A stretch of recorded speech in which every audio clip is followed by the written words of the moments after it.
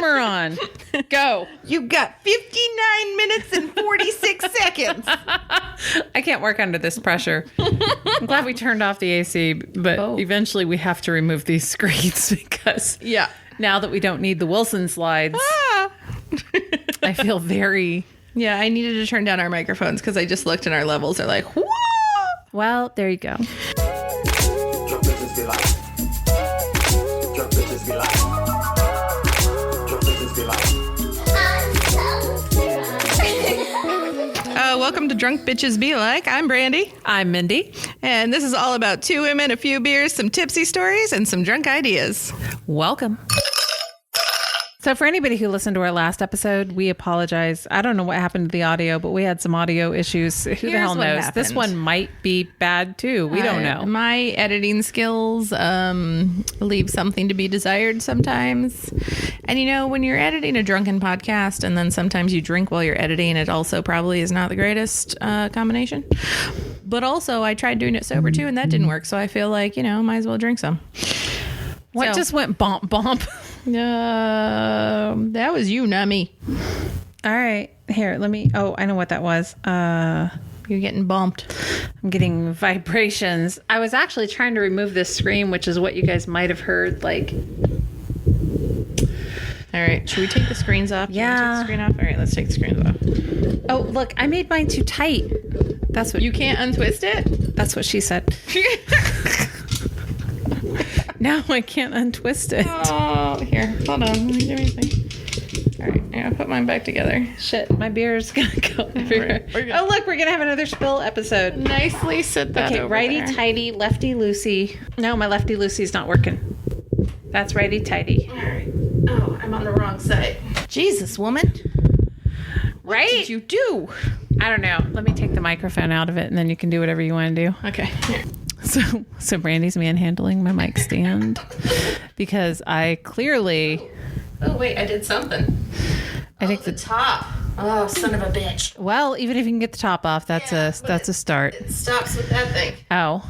Wait, can we do that? Oh, look, wee! Round in circles. Okay, almost there. Hold on. A little bit more.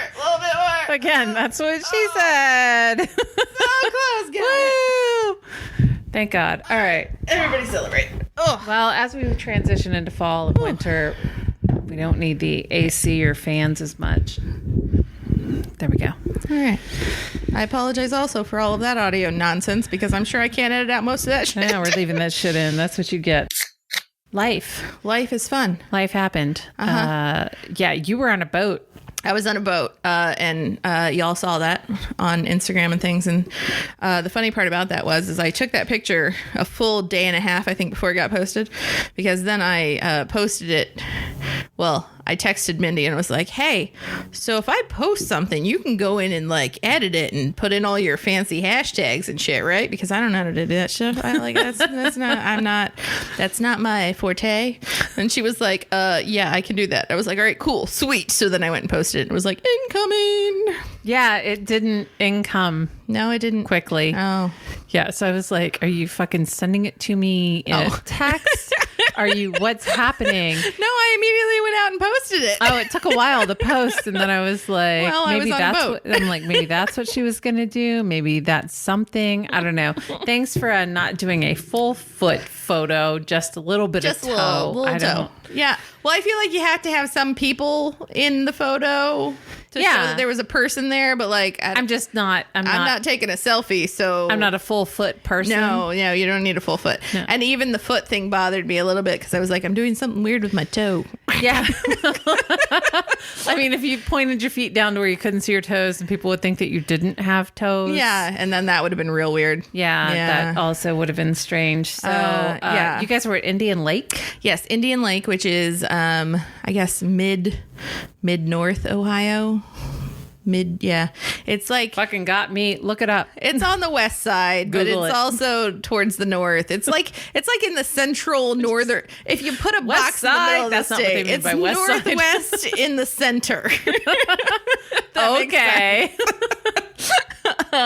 You have to go through all the little towns to get there. Is it like Toledo? No, very south of Toledo. Okay. So a couple hours south, probably. So it's like an hour Like north Lima, of Dayton. like west of Lima. Salina. Salina. Okay. So east, I would say a half an hour east of Salina. Okay, so no algae. Yeah. Well, algae.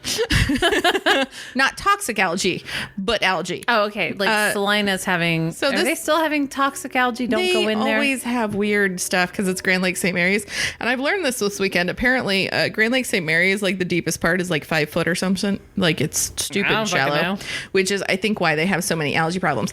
Indian Lake, the deepest part I think is 12 to 15 foot. But all of the places where we were trying to fish and whatnot was like 4 foot.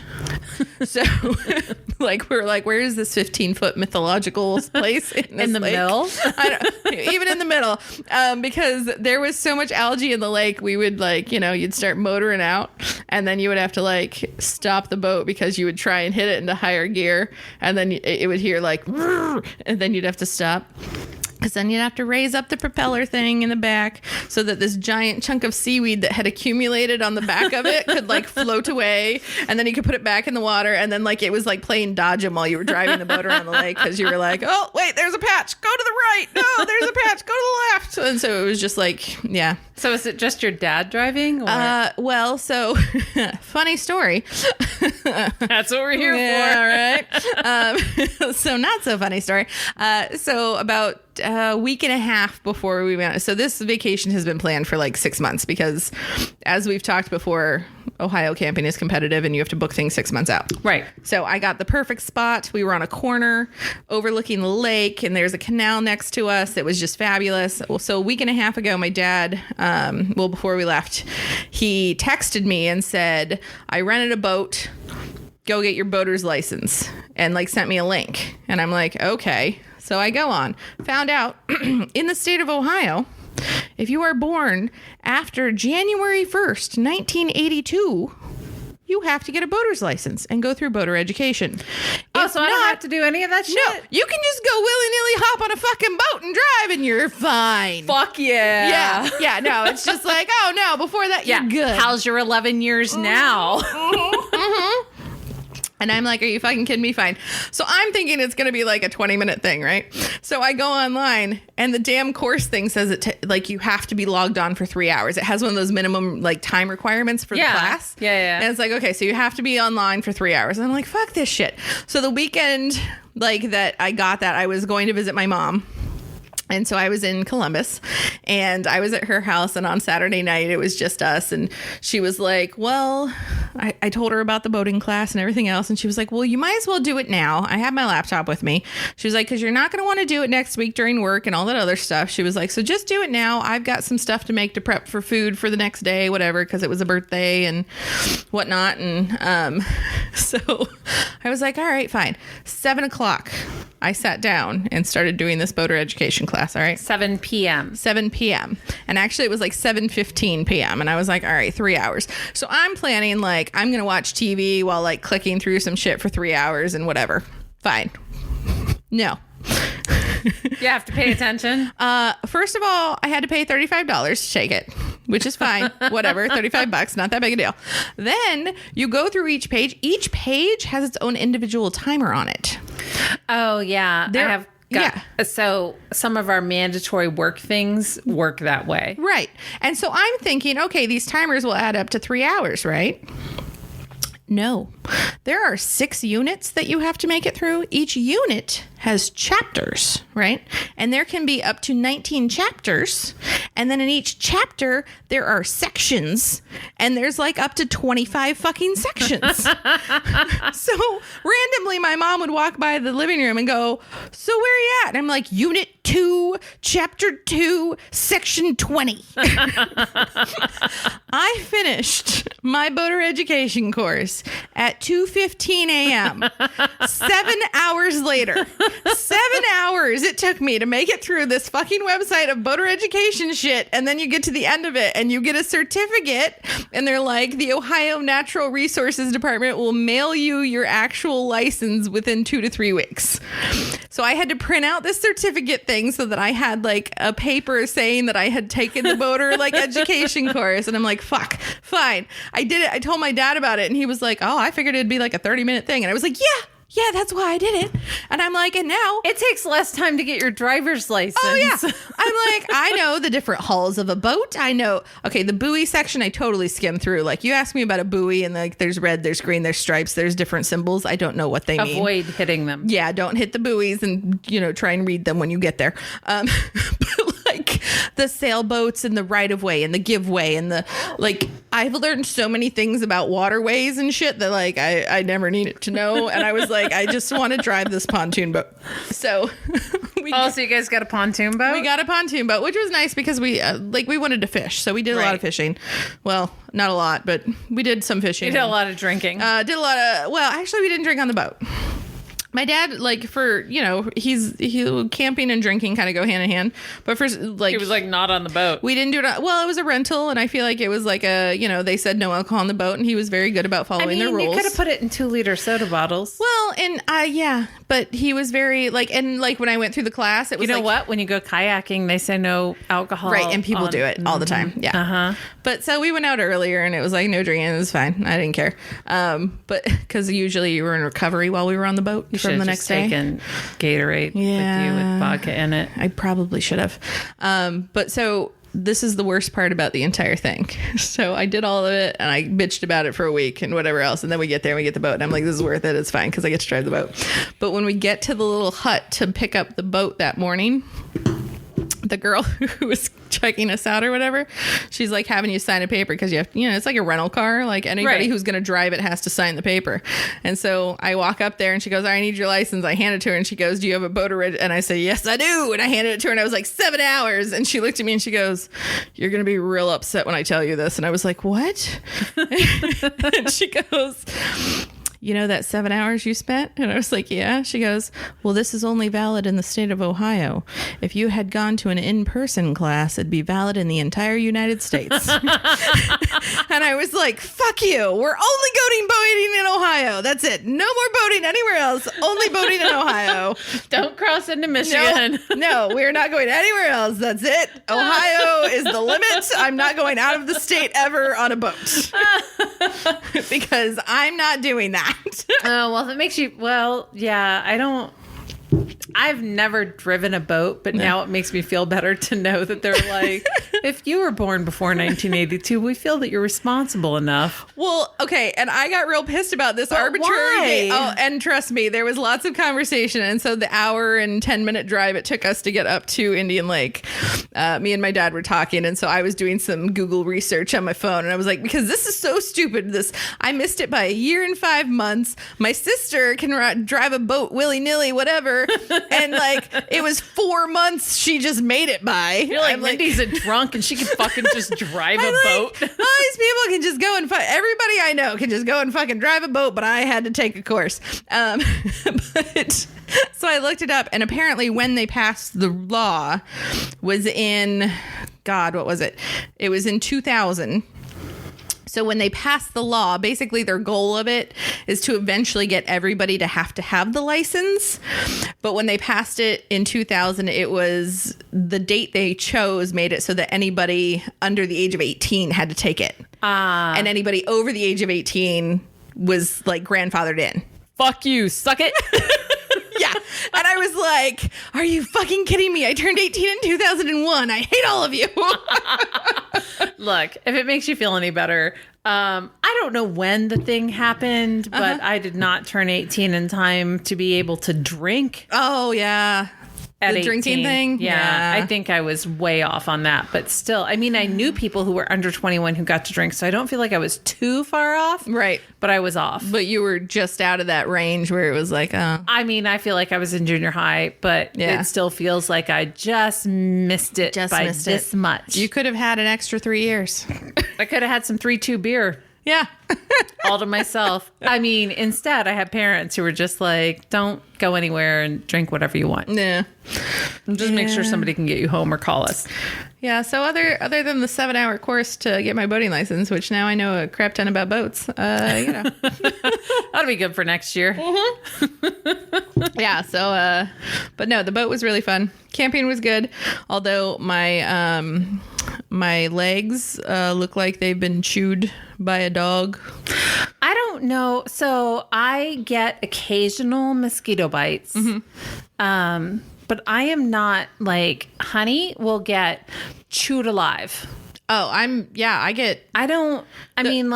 complain about it, but I don't ever look like he does. Yeah. So most of the time it was me and my dad, but the first long weekend we were there because it was over Labor Day. More family came out to visit and whatever else. And like we were sitting out there and it was lovely. They had fireworks and everything for Labor Day. So we were right on the lake, had a great view. But everybody was like, oh yeah, there were no bugs. And I'm sitting there going, I have massive bites. You were like naked and afraid without being naked. Yeah. I'm like, and the weird part is like, okay, so like the first few nights, it was like I got bit all over my ankles and my feet and my, and I'm like, okay. So then I got smarter, right? Stop scratching right now. Yep, sorry. No, I'm totally doing it. But then I got smart. I started wearing my like socks and sweatpants and everything. I came in the other night. I had new bug bites on my on my calves up to my knees, and I'm like, I had sweatpants on and long socks. Like, how did this happen? No, I don't. They find me and they're like, oh, I don't know. Is it a blood type thing? I don't know. I don't know. Maybe it's a pheromone thing. I don't get it. I don't know. Mm-hmm. It doesn't. I mean, I get bug bites, but I'm not like, he'll get eaten alive. Like he'll be outside and you'll be like, that's all you hear while he's outside. Yeah. And I'm like on occasion like, ooh. But I bitch about it way more than he does. Like, this bite on my ankle is the worst bite that has ever affected mankind. I tell you what, if anybody knows how to make it stop, because I seriously even went and bought, I have like citronella candles. Mm-hmm. I have little tiny citronella candles. We light multiple citronella candles around where we're sitting. I have DEET spray I spray on me. I have bug bands that I wear around my wrists. Like there's nothing Maybe that you should works. put them around your ankles. I thought about that. I was like, it seems, but look, I even have them on my hand. Like I have 5 of them right here on my hand. I got one on the cuticle of my pinky. All right. My dad was like, nobody gets a bug bite there. And I was like, clearly I have evidence right here. It is swollen and I have a bug bite on my pinky cuticle. Like, I don't understand. I cannot. We were not camping because that's not going to happen. I did. He bought a truck from a friend and it's like a Ram 1500 or something. And I was like, so we can get a pull behind or bumper puller, whatever the hell they call it. And I was like, what is the max you can pull that will have a bathroom in it? And it's like a 19-foot something or other. So I was like, yeah, we should get one of those. We don't have any room to store it. We'd have to like get storage space. Yeah. That's a problem. I don't want to sell my house just to have to rent a place that cost as much to put a camper in and have a camper mortgage. So we went to Leesburg, Virginia. His sister was having her 40th birthday, and her husband invited her cousins, her aunt and uncle, her parents, us. So we all went, 12 adults, 5 children under 5 and under. We don't have children. He has children that are like 11 and 15. Mm-hmm. So 5 children, 5 and under is an experience. They were all lovely children. Ooh. I wanted to hold the baby so bad. He's like 6, 7, 8 months old. But he's like in that mom stage where like dad's not good enough. Grandma's not good enough. Grandpa's not good enough. Only mom. His sister is 3.5 and she looks like a 6-year-old. But you have to like reconcile that in your brain that like you expect a certain behavior out of her from what she presents as, but she's only 3.5. Yeah. And there was a 5-year-old and like 4-year-old, and the 18-month-old. He was my jam. He like started sitting on me and sitting beside me. I didn't ask him to. He was just like, "Hey, I'm going to sit on the fat lady." And bring her stuff. And he was like bringing me stickers and foamy stickers and all kinds of stuff, trying to stick stuff to me. So I had, that was fun. We went to, on that Saturday, I was like, we have to get out of the house. Like I cannot, the noise level alone is just something we're not used to. I have 3 dogs and I'm not used to the noise level. We took the hound dog, the youngest of the dogs, because they have a very young shepherd. Mm-hmm. And we're like, they'll have a great time. But we had to have the dogs on a leash the entire time because children and hunting dogs don't go together at all. So the kids aren't old enough to defend themselves from being knocked over. So the dogs were on leashes all the time. The dogs got to play a few times. That was great. We borrowed a crate from them because traveling with the crates just horrible. So Saturday, we put her in the bedroom. And they have this really nice house, this great property. We have our own bedroom. We put her in the bedroom in a crate. And hound dogs are fun. She was just woo, woo, woo, woo, for 30 minutes before we left. And I was like, if she's still doing this 2 hours from now, she's still fine. I apologize, but she's fine. Yeah. Don't let her out. Don't put her on a lead. She's fine. She's fine. I'm like, she can do this for like 3 or 4 hours. She's fine. So we went into downtown Leesburg, lovely place, where they bought their house. There are like 5 vineyards and a brewery within 5 or 10 minutes. And I was like, I understand this. And we're coming back when it's just grown-ups. Oh, yeah. And I don't think we can get Uber out there, but we can figure something out. Yeah. So we kind of bypassed as we wanted to go downtown. And I had this place in mind where we were going to go eat. And then I saw this sign that said Delirium Cafe, and it had this elephant on it. So my new kick is Delirium Brewery. Okay. And I forget what the pink beer is. It was, God, I don't remember where they are. They're like in Finland or Belgium, or I don't know. Belgium. I think it's Belgium. Yeah, it's got a weird alphabet. That's all I know. Mm-hmm. So the pink can was all women brewed. It was for breast cancer. But we get there, and I'm like, I'm so excited about this. They're clearly affiliated because they have all of the signage. The pink elephant. So we go sit outside, and they sit us in like the sun. Oh, God. It's like 90 degrees out, and they sit us in the sun. And then this couple leaves, and so they let us move under this umbrella, and we've already ordered. So Honey gets a flight. They only serve Delirium beers. I think they have some domestics, but basically it's Delirium beers and a couple of domestics.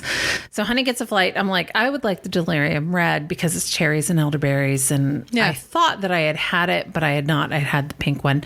And they bring it out, and I was like, this is fucking outstanding. I love this. So the red was one of the ones that he had. And then there were some other ones. And then he had a Floris, whatever you want to call it. I don't know. Floris, Floris chocolate.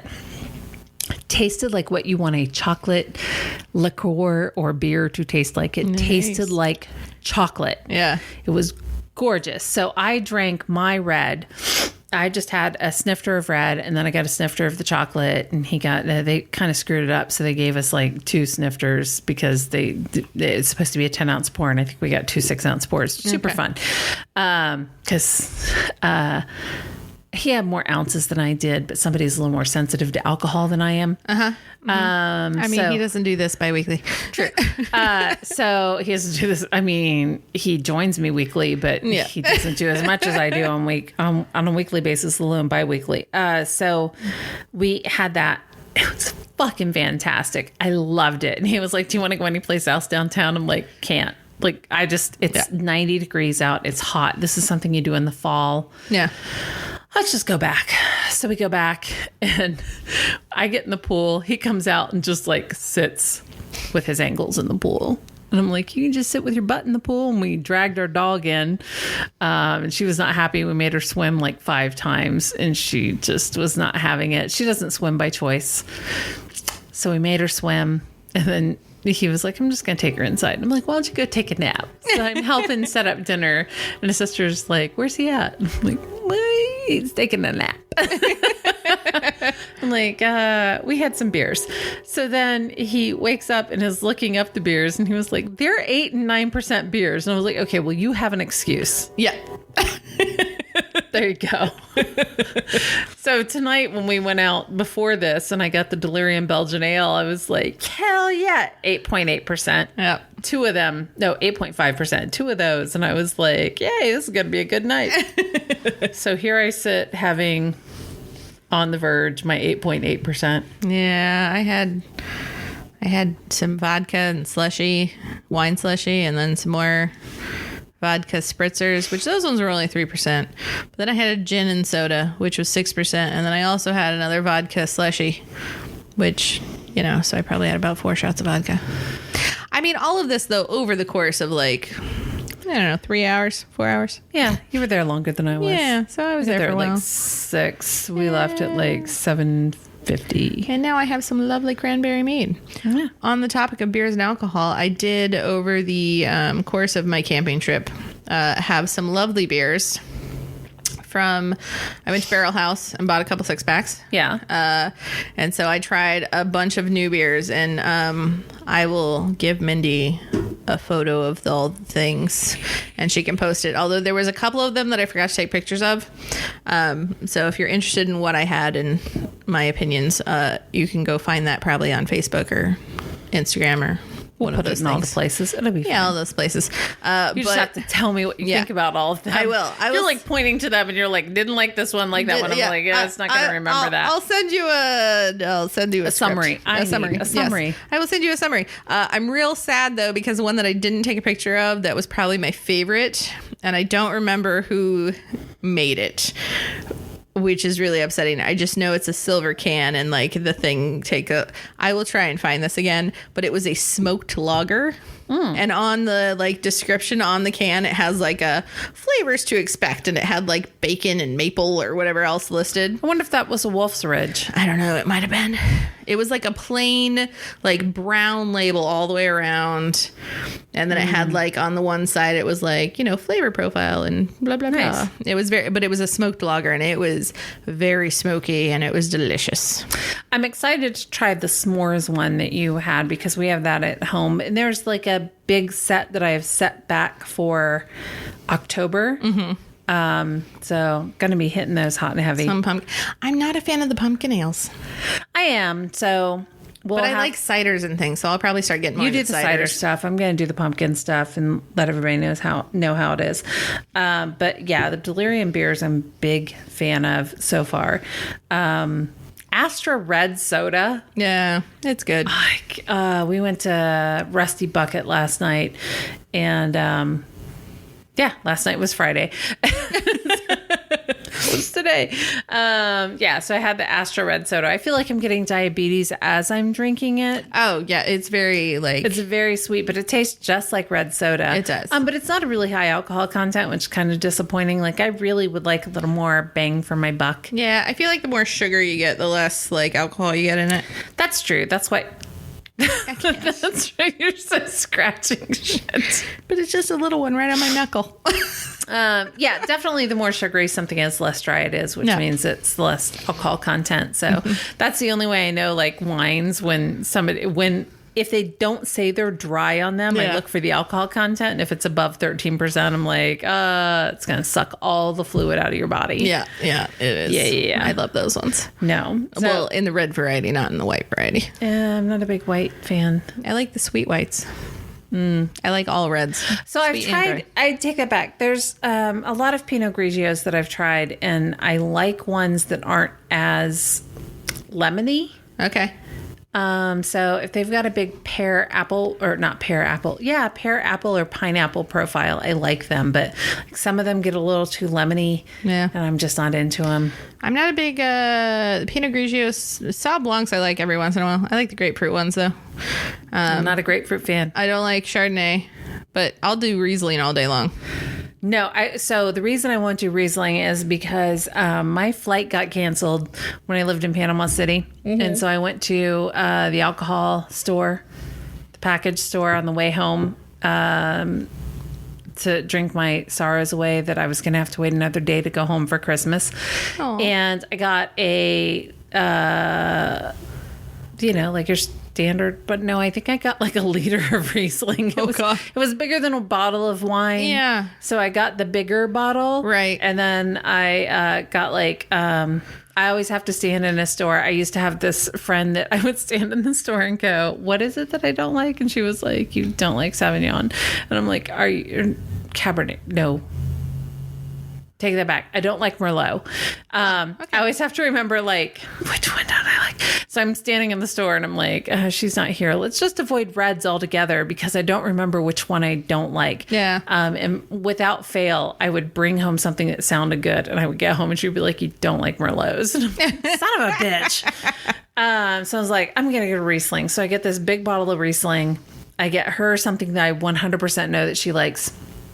I get home and we drink all of it. And I have a 10 a.m. flight. Oh, God. You don't have to get there too early in Panama City because it's like, it used to be just like one room. Right. You would walk through security and I was like, how do you know which gate to go to? And they're like, just go into the room. And then somebody would stand at a door and go, are you going to Dayton, Ohio? Come this way. And then you would go there. So I get on this little, I think it's like a DC-9. It's the plane that only has like seats on, like one row of seats on each side. And like a curtain. I think like even after 9/11, it just had a curtain. No. And this is when they used to go through Memphis. Which I liked Memphis. I did not. I hate Atlanta to this day. So I was going from Panama City to Memphis. It's just a jump. It's literally like, that's why they call them puddle jumpers. It's literally a jump. Yeah.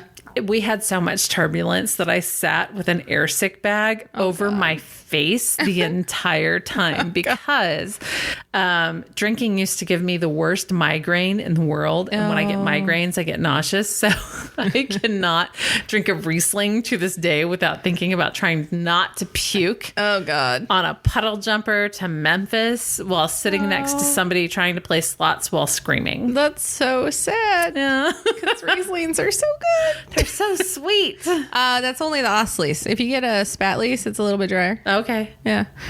They have a Spatlese. They also have a cabinet. Oh, God, I love a cabinet. Really? Yeah, it's a little bit drier of a Riesling. So you got a cabinet, which is like the driest, and then you've got the Spatlese, which is like the middle range, and then you have an Ostlease, which is the super sweet one. But let me tell you, when I was in Germany, we were in wine country staying, and there was a little wine bar, and son of a bitch. And wasn't me. So there was a little wine bar, and my partner was back in the hotel room sleeping off a bottle of port from the night before. So I had an Explorer day by myself. So I went over to this little wine shop because there was a guy who, we stayed in this town that practically no one spoke English.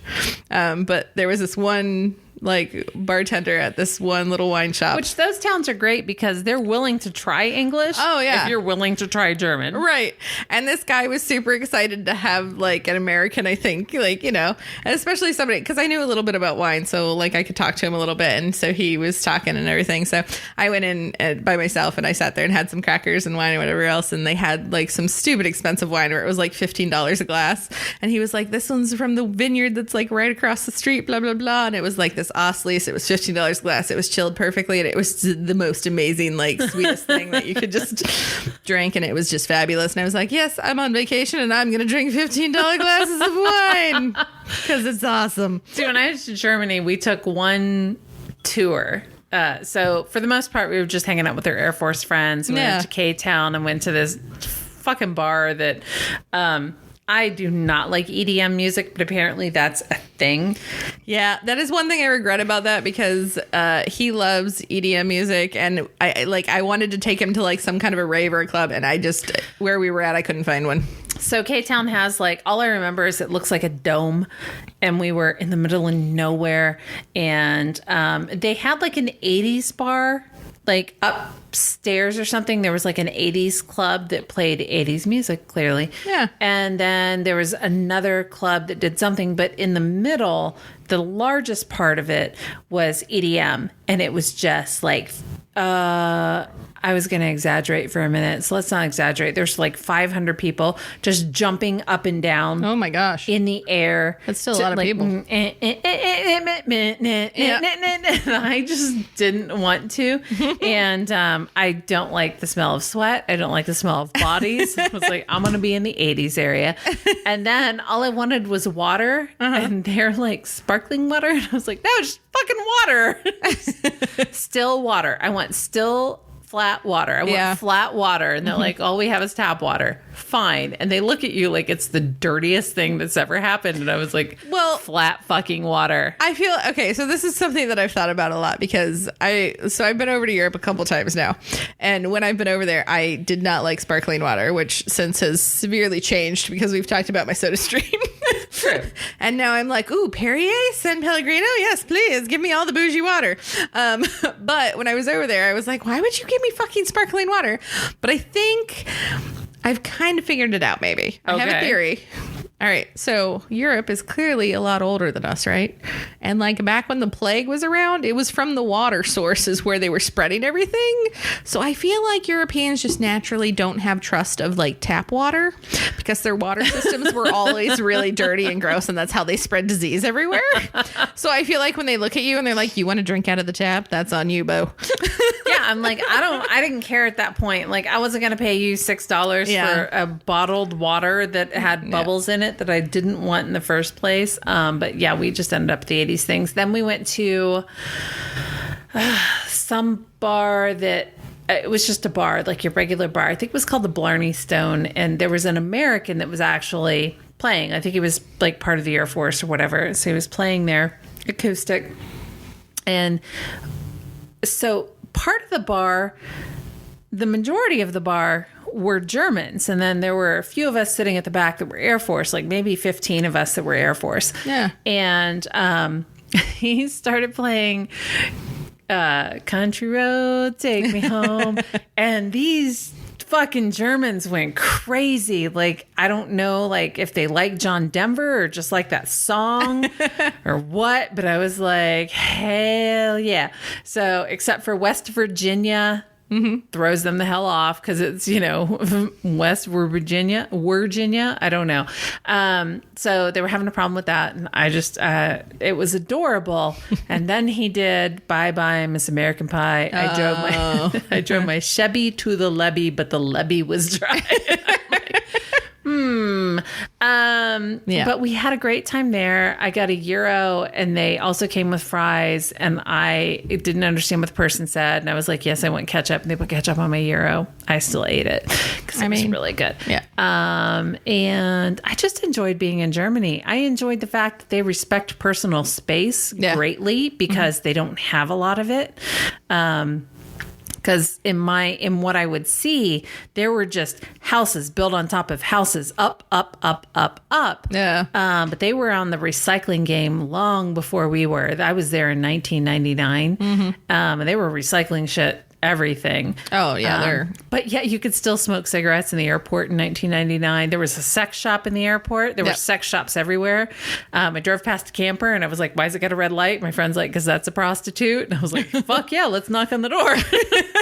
And then I was like, they take us to Ramstein. And I'm like, can we go back to Frankfurt? And like, can you take us to a brothel? And our friend... I am not taking you to a brothel. And I'm like, are there male prostitutes? And he was like, yeah, but they're expensive. And I'm like, first of all, how do you know that?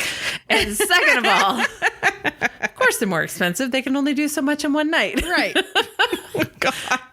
Also, have you been to one of the female prostitutes? And one of the guys was like, no. And the other guy was like, he really liked one girl and he spent $200 in one night. And I was like, how much are they? And he was like, $50 at a time. And I'm like, are you kidding me?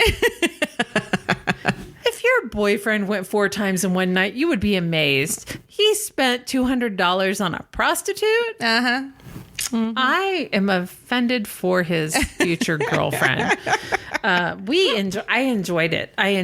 Our friend kept bringing in like 24 packs of Heineken because that was so. I didn't know how to order beer. I didn't know what beer I liked. I just know that like the lightest thing that I could get was a Hefeweizen. Right. So and the only thing I could say was I would go up to the bar and be like, "Ein Hefeweizen, ein Tequila." And the guy would be like, all right. Dumb idea. Yeah. So every bar I was at, Ein Hefeweizen, ein Tequila. God. I mean, I'd be good with the Hefeweizen, but the tequila, whew.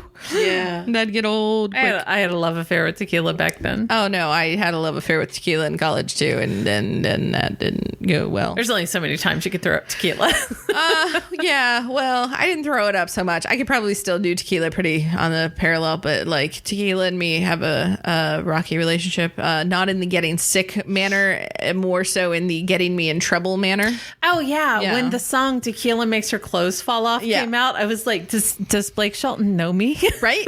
Yeah, no. It's did we run into each other in a bar somewhere? Who needs clothes? Nobody needs that. Oh my God. I got drunk one night. The country bar that's in West Carrollton. Yeah. It used to be downtown. Oh. So I got shit-faced on tequila there. Oh. And then we went downtown on 5th Street. And then so you've met Drunk Me. Uh-huh. Yep. Drunk Me's happy. Oh, yeah. Drunk Me has a good time. Oh, yeah. Drunk Me doesn't want to stop having a good time. Yeah, so my husband has showed up here a lot. And I'm like, we'll go home and one more beer. And then he goes outside. And I'm like, I'll have another beer. Bring me one more. Just keep filling this glass up. Don't ever stop filling it up. He'll never know. And then like 3 hours later, he's like, we have animals at home that are starving to death. And so I have always been that way. It was probably worse when I was in my 20s. So my friends finally get me rounded up after a long night of a lot of tequila. And first of all, God rest his soul, Todd was the guy who introduced me to tequila because I bought it for him. And he was like, shithead, not shithole, shithead. I have had so much tequila. I can't believe you bought me another one. You're going to drink this. So like my first time drinking tequila, it was not traumatic, but I was not expecting it. Yeah. He was just like, how dare you? Like, you should know what you're buying somebody. Right. Yeah. So I drank it. And then I was like, that's not that bad. Like, I don't see what people are complaining about. Like, I always thought it was funny to order for people. And I'm like, it's not that bad. And then it went from that to like, I could do 6 to 8 shots a night along with drinking beer and then sometimes a little more. So I had a lot of tequila that night. There are things that I've done on tequila that I'm not proud of, mainly making it home. And then being like, who drove me home? Oh, I drove me home. That's a bad idea. That was terrible. So I get loaded into the back of a car, back seat, child lock's not on. Yeah. First mistake. I have my overnight bag with me. And because I forget whose place they were taking me to, but we get to like St. Clair or Patterson in 5th Street, like where the record shop is. Right, yeah. And I decide to escape out of the car. And so I'm like throwing shit at the driver. Like, oh my God. Spray. And so I jump out and I don't run through the Oregon District. I run behind the Oregon District. Like on the side streets? Like in the residential area. Yeah. Through backyards. Oh, no. Even over fences. Oh, God. And then they caught me at Wayne's. At Wayne.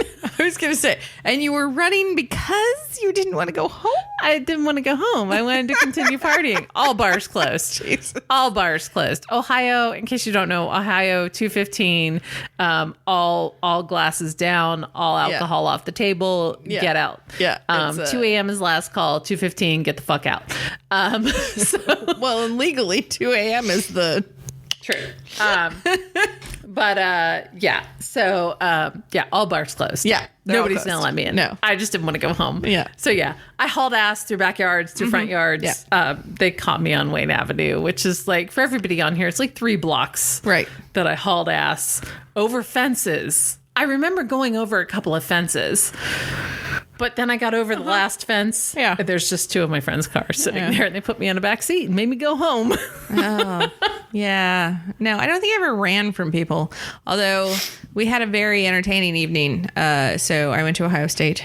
And we had some tequila. Shit-faced at a bar there called the Black Horse Inn. The Black Horse Inn. Yeah.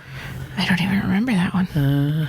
Although there used to be a lot more bars on South Campus that they ripped down before I got there. Also, I got shit-faced in Woody's. Oh, yeah, Woody's. Yeah. Yeah, Woody's is a long-standing tradition. I was dating a guy that was so tall that when we were playing pool, when he went to take a really close shot, the pool tables were end to end instead of side by side. What? Yeah, like they were. So they were lengthwise. And so he's 6'6", and he went to back up to take the shot, and his ass was basically resting on another table. And I'm like, clearly they didn't expect you. I mean, they shouldn't have tables that close together anyway. But so we had a night where I think we did 6 shots of tequila each, and it was me and, my roommate and a couple of friends. And I just remember I had this white shirt on that I loved. It was a V-neck. It was very nice and flattering. And it was raining out. And so we all decided to go run. But it wasn't that tube top that you posted from 2009? No, it was not. It was not that tube top. It was all white. Yeah, my 2000. No, that was from 2004. Oh, was it really? Yeah, that was in college. When the fuck did Facebook happen? And I joined in 2009. Oh, no. Well, Facebook happened. So Facebook happened a year? No.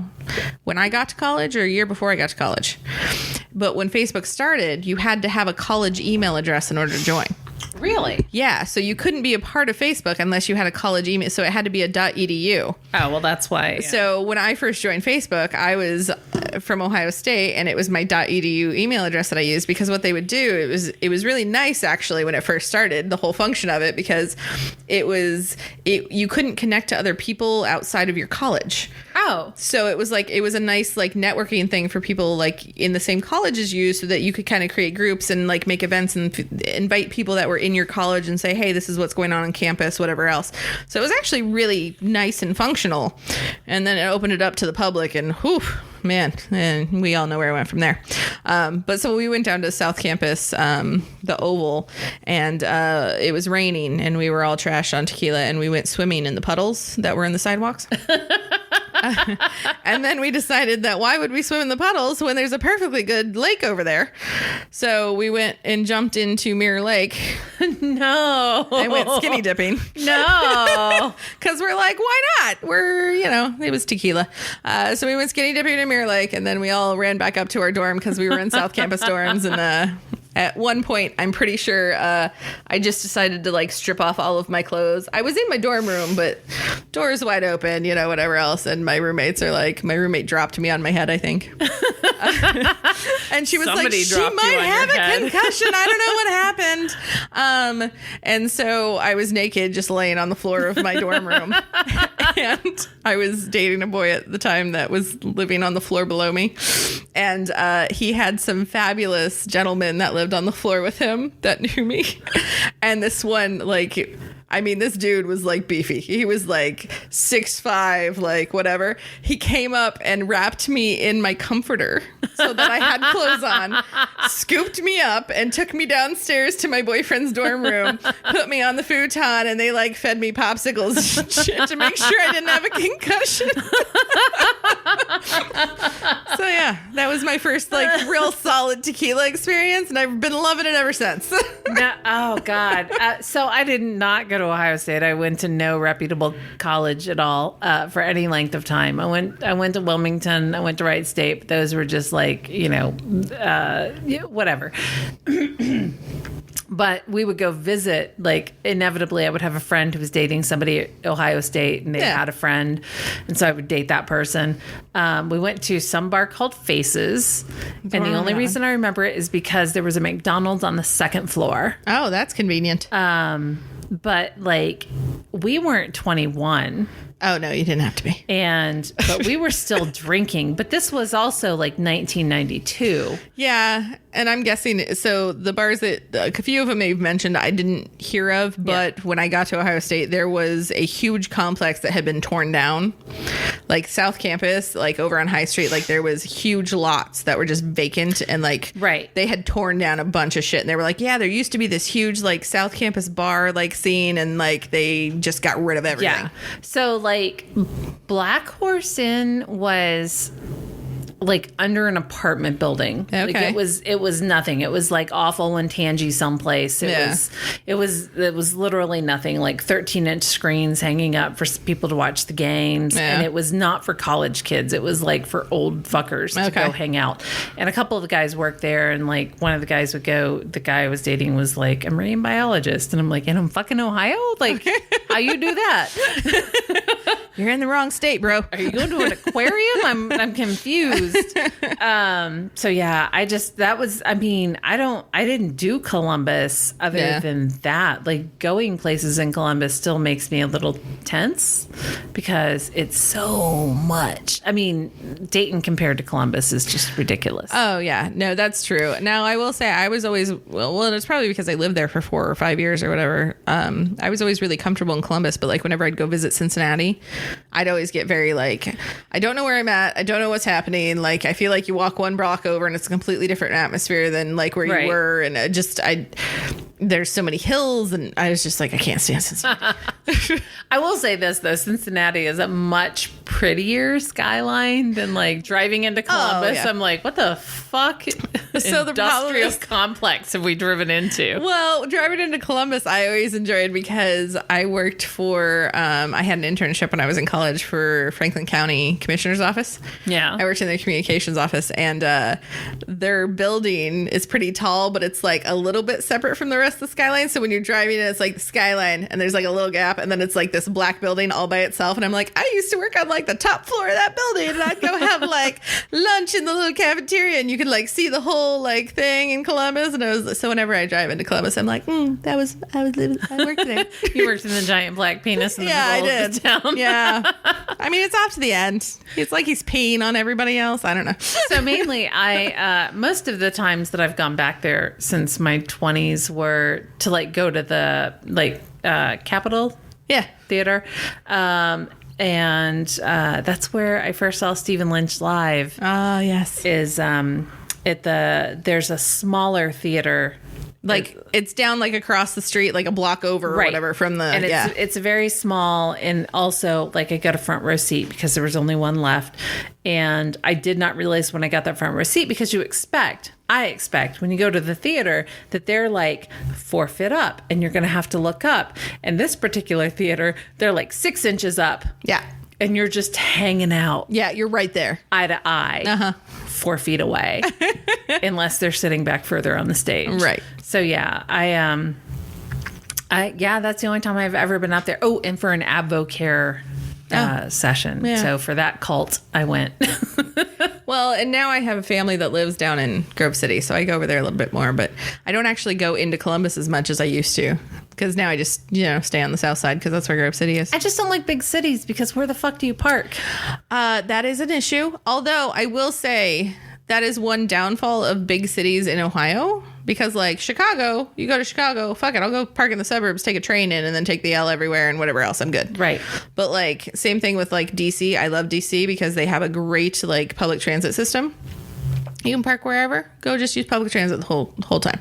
But Columbus, Cincinnati, we have terrible public transit because it's like you have to know the bus system. And if you don't have a map and you don't know where things are going, then it's like using the bus system is just, it's hard for somebody who's new. Whereas like using an L, like you can hop on and they have maps on every fucking thing. And it's like, oh, I'm here and I can go here. Okay, cool. Like 2 stops, I get off. Great.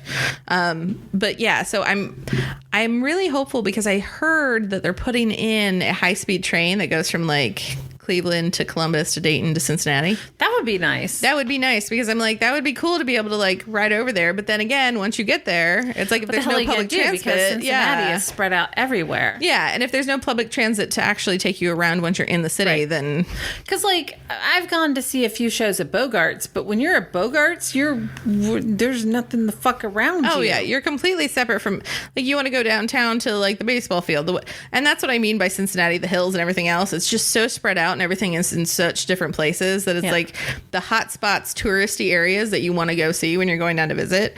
There's just no good way to get between unless you're Ubering everywhere. Now, I will say, if you come to Dayton, which apparently I was reading an article that Dayton has become a brewery vacation spot. Oh, it is. We have so many breweries. It's ridiculous. Yeah. So people are coming because they're into breweries and they're out of state or whatever. So once you get to Dayton, you can pretty much fucking Uber anywhere, and it's not going to cost you much. It's like, and not to mention, if you Uber one place, chances are you can throw a couple of stones and get someplace else. Oh, yeah. Without too much effort. Yeah. But that's Dayton. I mean, and then we have the Oregon district. You have Miamisburg here. So, I mean, there's a few districts that you can get to. Yeah. And you're just in the middle of so much shit. Yeah. But you don't have that in Cincinnati. You don't have that in Columbus. And in Columbus, if you do want to go to a street where there are a lot of bars, if you're over 28, you don't want to hang out with those people. That's true. That is true. I will say, like, Germantown is a little bit better. But definitely like Short North is younger crowd and, up by Ohio State, all that stuff is younger crowd, unless they're alumni and then they still feel like they're 20-year-olds and like to scream and shout and do all their stupid shit. God, they annoy me so much. A couple of things that have been happening that I wanted to talk about. Number one, Texas passed. So Ohio already has a ridiculous heartbeat bill, but I think we have a few exceptions. I'm still against the heartbeat bill. Yeah. Texas introduced the stupidest version of it that they can. And there are no exceptions. There are no exceptions for pregnant minors. There are no exceptions for incest or rape. Fucking Greg Abbott thinks he's going to remove rapists from the street, which is great, unless you've not raped before. And then I think he's going to mind read you to figure out if you were going to be a rapist, possibly. Anyway, it also completely... just put aside the biology of fucking femalehood. Yeah. It's super great that people who have not had periods are gonna tell people who have had periods how to go about. Well, and I will say all right, so the whole thing is upsetting and for so many different reasons. And I feel like there's so many different arguments that people have on both sides of this issue. One of the best and clearest, arguments that I have read that addresses kind of both sides of the issue and I wish I could think of it now, and if I can find it, I'll share it with you so we can post it on our feed. But it's basically talking about body autonomy, and regardless of where you stand on the issue, if you're conservative, you're liberal, if you're pro-choice, you're pro-life, whatever. And also I want to put out there, being pro-choice does not mean you are pro-abortion. That is not what that means. No, it just means it's none of your business what somebody else's choice is. It means, that you don't think that you should have a voice in the choice that somebody else has to make about their body. But somebody put out there a very succinct and very clear definition on basically what body autonomy means and how this issue is not about pro-life, pro-choice, whatever. It is about body autonomy, and it is about what decisions we make on that topic for different people and the consequences it could have overreaching on other things. Because it's like, as a female, we're starting to put laws on your body autonomy, on what you can and cannot do with your body. So what is starting to prevent us from using these laws to then overreach and say, okay, there is a child who is 6 years old who needs a bone marrow transplant, and you, as a random person, match 100%. What is preventing us from saying you have to donate your bone marrow to this child to save that child's life? Right. Because if we say that, then you no longer have any of that body autonomy that we're talking about.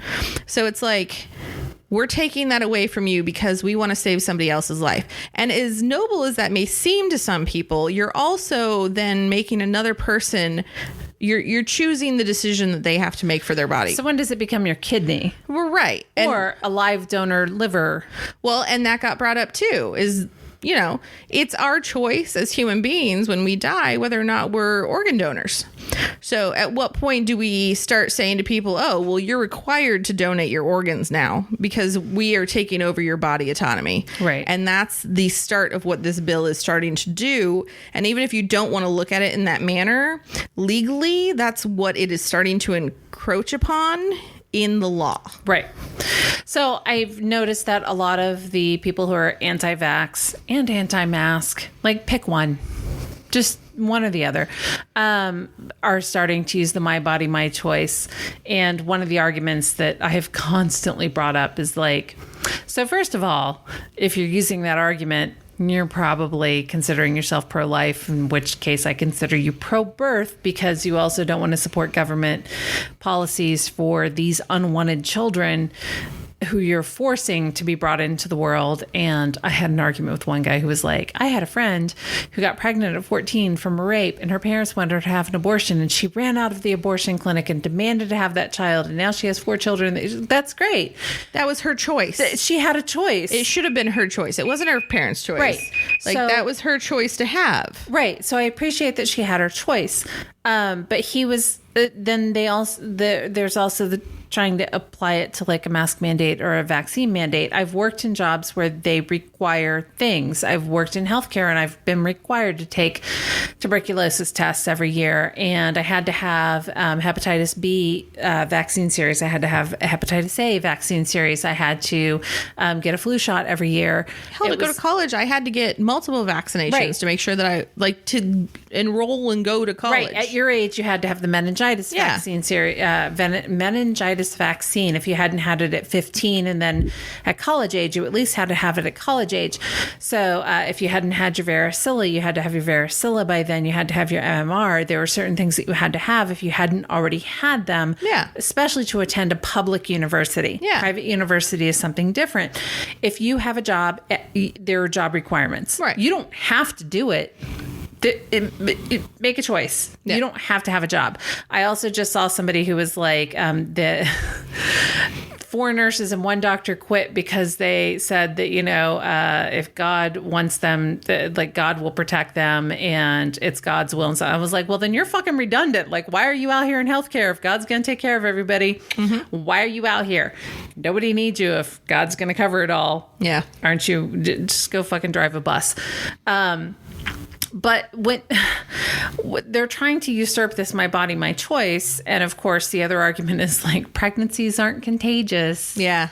And this already exists. It already happens. I don't want to go back to George Washington, but go read about George Washington and smallpox. There's a great chance that we wouldn't have won our independence if it weren't for that. But let's not go back that far. You can't smoke inside in most states. Yep. At Las Vegas, I think, is the last holdout, or have they changed completely? I think they have, you can inside in certain places. Right. But it depends. Like, I think restaurants you can't, but other places you can't. So it's still spotty. can, but it's spotty. They still have regulations on it. So here in Ohio, some of the places that I've been in, like in Florida, when I was in Florida, you could still smoke inside. It was really weird, but that was a long time ago. For most part in the United States, you cannot smoke inside. Yeah. You cannot smoke within 8 foot of an entrance. If you're in if you're in a federal building, you cannot smoke within 25 feet of an entrance, even probably a city facility. So we already do that. We don't do it because we give a shit about you. We do it because we give a shit about the other people that you're affecting, which is the whole thing about the anti-vax thing. When they're like, you can't mandate. We already do. We mandate a lot of stuff. We mandate a lot of shit. You wear a seatbelt. We mandate where you weren't weren't going to adapt as quickly as we needed you to adapt for public safety. Yeah. Drunk driving, the penalties weren't as strict 50 years ago. I almost put down in one argument like 30 years ago, and I was like, shit, that was 1990. And they were actually getting, that was when Mad and Sad and all that started. So probably 50 years ago when it was in the 60s, it wasn't that big of a deal to drive drunk. Yeah. And there also weren't seatbelts built into cars back then. Right. And so you didn't wear a seatbelt. I would be somebody who wears a helmet because I'm not, the chances that I will wreck on a motorcycle are not great.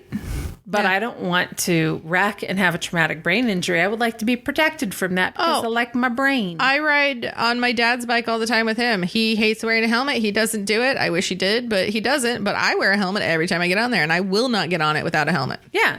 So I don't want to bounce my head against shit. Yeah. So it's a constant ongoing argument, and I don't even want to politicize it. Like, it's not even a political thing for me. It's just a public safety thing. Yeah.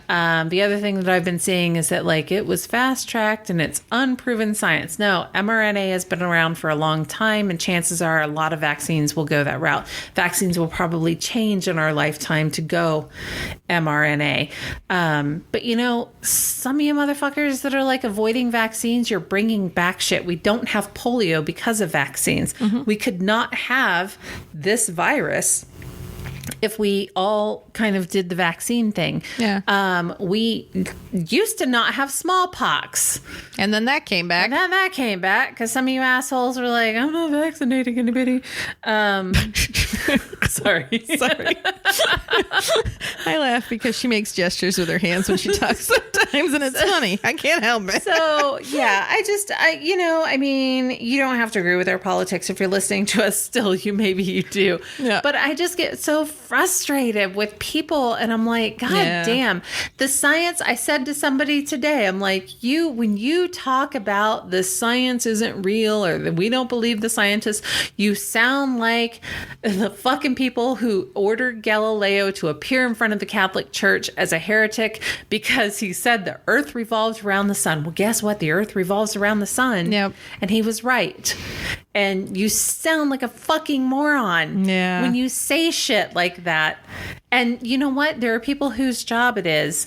And honestly, they're not paid by the government to say that. It's just their life's work, and they're passionate about it. And they're researchers, they're scientists. So long. I have scientists in my family that are probably embarrassed by some other people in our family to be like, what? Yeah. What? Are you kidding me? So I know we've said it in some other podcasts. Just fucking go get vaccinated. Think about it. Go get vaccinated or wear your mask. Either way, I'm vaxxed and I wear a mask. I feel like people look at me like I haven't been vaccinated. But the truth of the matter is that in our area, I don't trust you motherfuckers. I really don't. I will say, so I've been vaccinated for a while now, and I haven't been wearing a mask for a while because, you know, everything seemed to calm down a little bit because people were starting to get vaccinated, and it was like, okay, yeah. And then the whole Delta variant, whatever else. And so now I've started wearing a mask again. And like, I feel like I'm in that constant struggle of like, fuck, where did I put the mask? Because I used to have them like readily available in clumps everywhere. And I'm like, wait, I had a mask. Where was it? I don't know. It's in the purse. No, it was in the other purse. Oh, fuck. Do I have one in the car?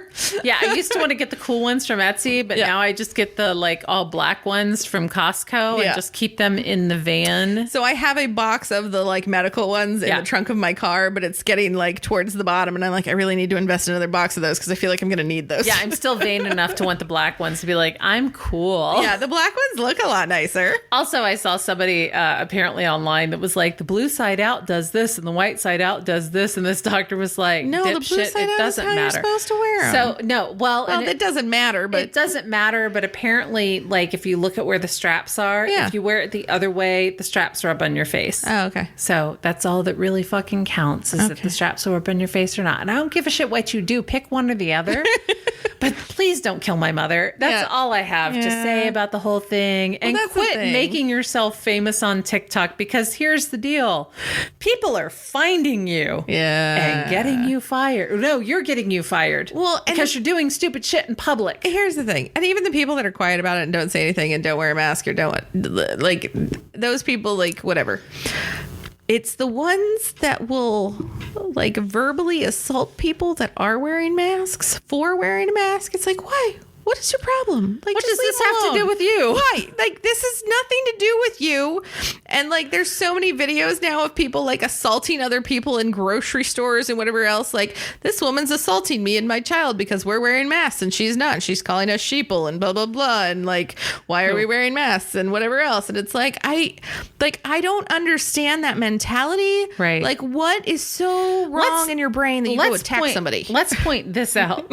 Just another thing that I pointed out today, which is I do not conform to organized Christian religion. And you keep calling me a sheep, and yet you are conforming to a religion that refers to you as a flock. I never thought about that. And a flock is a bunch of sheep. So I'm vaguely concerned about what you have gotten yourself into, because now I feel like you're in a cult situation. You don't want to be a sheep, so maybe you should get the flock out of there. Well, that's the problem. It's like when you have somebody yelling at you that you're a sheep, I'm always like, man, what cult are you in? I don't like who's your leader? I don't want to be a part of your cult. No, I'm on TikTok now just for like, people are like, you're doxing them. And I'm like, no, fucking take your shit down from LinkedIn. They're finding you. Somebody found somebody because of 2 moles on their hand. Oh my God. And they were like, we also saw this picture and this exact same person. And then we noticed that like they had the same hair color and the same 2 moles. And then we saw this, and then it just snowballed until they found the person. Wow. And then they were like, and she's a nurse at blah, blah, blah. And then she got fired.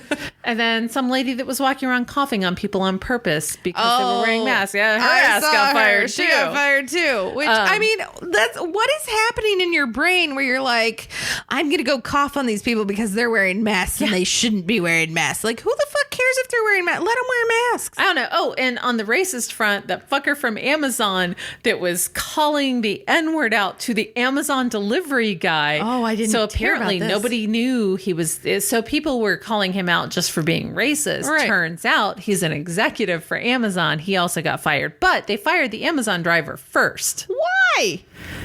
for walking on the person's lawn and causing a disruption. Oh my God. Yeah. So, all right. Fuck that noise. All right. Where we at? So you can find us on Facebook and Instagram at DBBL Podcast. You can find us on Twitter at DBBL_podcast. You can find us on Instagram. No, wait. That's Facebook and Instagram. I already got, right? Sorry, you said Facebook and Instagram is DBBL podcast. One of them is DBBL_podcast. Well, I no, don't fucking know. Twitter and there's 4 of them. Twitter and Instagram Twitter and Instagram are DBBL_podcast. Facebook And Gmail. and well, Facebook's DBBL Podcast. There's another social media. What's the other social media? TikTok, but I don't post shit there. No, there's Facebook, there's Twitter, there's Instagram. And I only post on 3. all right, fine. Then fuck the other one. DBBLpodcast@gmail.com or DBBLpodcast.com or drunkbitchesbelike.com. You can also, hey, do us a favor, Podchaser. That's a new place where you can go and recommend us and or give us a 5-star review. You can give us a 5-star review on Apple Podcasts. Not a lot of other places take scores. Ooh, Amazon Music. Yeah. Where are we? We're everywhere. Tell your friends. Literally every provider. I had to work hard for that shit, so go use it. Yeah, right? Apple Podcast fought us tooth and nail on That's that. right, because we're explicit. But we have a lot of friends. I was just going to say, listen to our friends at Voluntary Input. Voluntary Input. Yes. I said involuntary input one time, and that is not okay. Right. There should never be involuntary input of any kind. Voluntary input. Voluntary Input. They're all things geeky and nerdy, and we love them. I just started listening to Scottish Murders, mainly because I like, they have great stories, but also because I like how they say murder. So I actually just started re-listening to a podcast that a long time ago I started listening to, and I just love it. It's called My Dad Wrote a Porno. Oh, our friend Jody Uh-huh. really likes that podcast. Hi, Jody. It's fantastic. Hi, Jody. No, it's a fantastic podcast, and I'm in the middle of book 2 right now, and I'm just, Okay, if you want to piss your pants while you're driving your car, listen to this podcast while you're driving. The only other things I could think about are very commercial podcasts. If you want to know Small Town Murder, I love them because I love that they're comedians. I don't actually listen to My Favorite Murder anymore, but a lot of people like it. Yeah. And man, I listen to a lot of NPR podcasts, but that's really all I got going on. Oh, I listen to I Hate It But I Love It. It's kind of entertainment. They do movie reviews. Nice. Very feminist attitudes.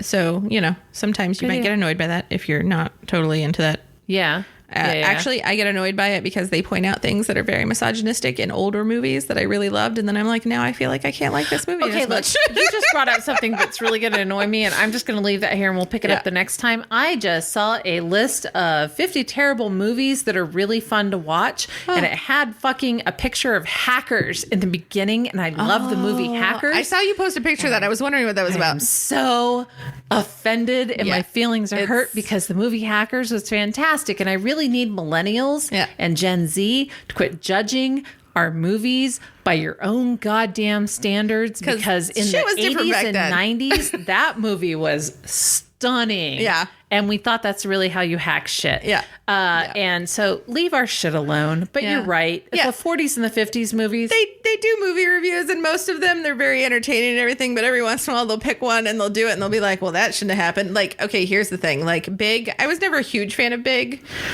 But, like, when you really think about the fact that there's a 12-year-old boy that was having sex with a grown-ass woman, like, it gets a little, Yeah, well, there's that. And So it's a good podcast, though. I enjoyed that. And then there's one called The Villain Was Right that I really enjoy.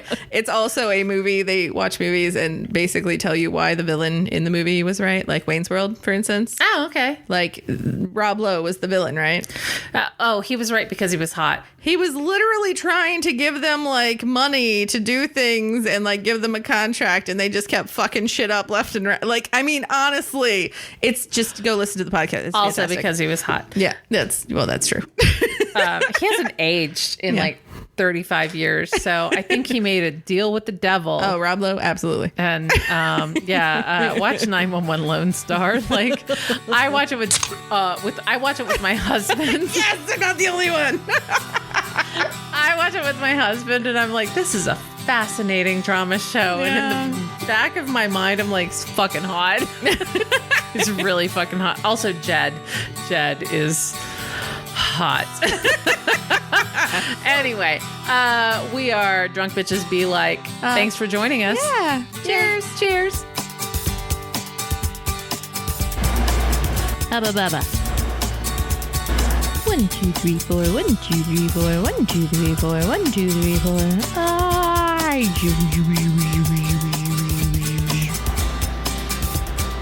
I'm a little teapot, short and stout. This is my handle, this is my spout. When I get all steamed up, hear me shout. Tip me over and pour me out. Mindy was using the bathroom.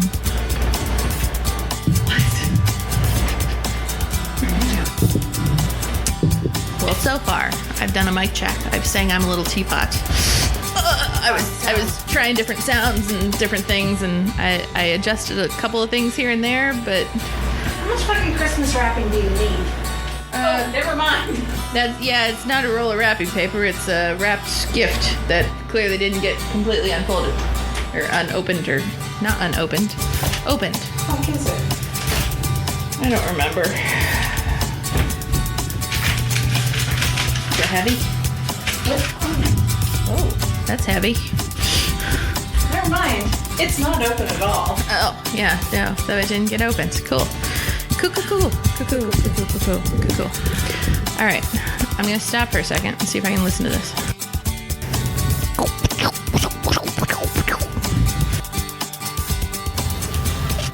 Let's do this thing. Let me put my phone on mute. And the timer. And the timer. We've got mute. We've got timer. And go!